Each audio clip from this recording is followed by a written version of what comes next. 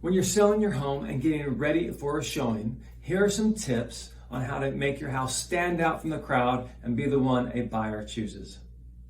Now, the first thing you're going to want to do is make sure that the house is clean. You probably did a deep clean on picture day. Now you want to maintain that level of cleanliness, or at least something close to it, so that way it's consistent with what the buyers are expecting when they turn the key and walk into your home.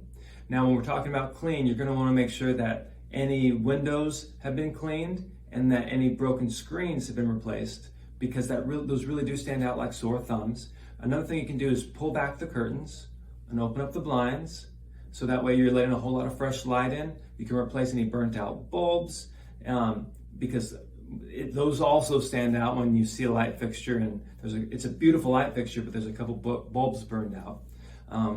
Another thing you can do is make sure that you're decluttered the entire house. So any flat surfaces, coffee tables, desks, kitchen countertops, kitchen tables, you want all of that to have as little clutter on it as possible. Best case scenario would be no clutter. Another thing you can do is remove magnets and pictures from the appliances to make sure that they can see how great your appliances are. And even if your appliances aren't state-of-the-art and incredible, it is less distracting to have those pictures removed from the house, and the buyer's able to envision themselves hanging their own pictures on those appliances.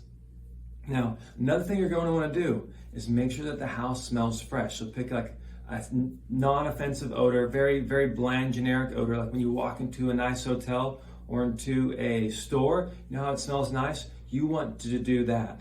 So have a candle burning, maybe some scented wax, maybe some Glade plugins installed throughout the house. What people don't want to smell is they don't want to smell what you had for dinner or breakfast. They don't want to smell your kids. They don't want to smell if you have any pets living there, and they don't want to smell any lifestyle choices you may have. So please, please, please, cannot overemphasize this enough. This is one of the biggest complaints we get when showing houses, is how they smell. So if it stinks, your house will stand out, and not in a good way.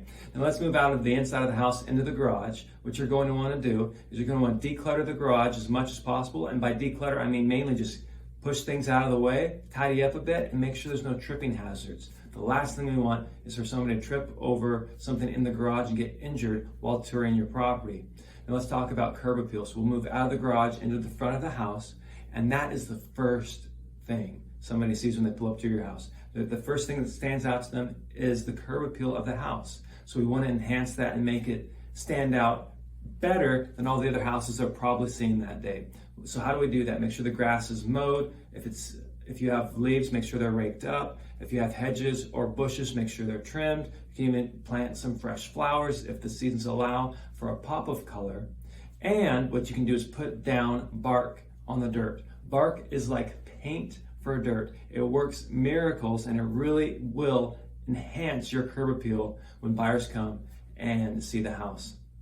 These are just a couple of tips and tricks on things that you can do before, or like to prep for it, and right before, like we're talking about cleaning up, lighting those candles before a home showing, to make sure your house is the one a buyer selects, so that way your house can sell faster and for more money.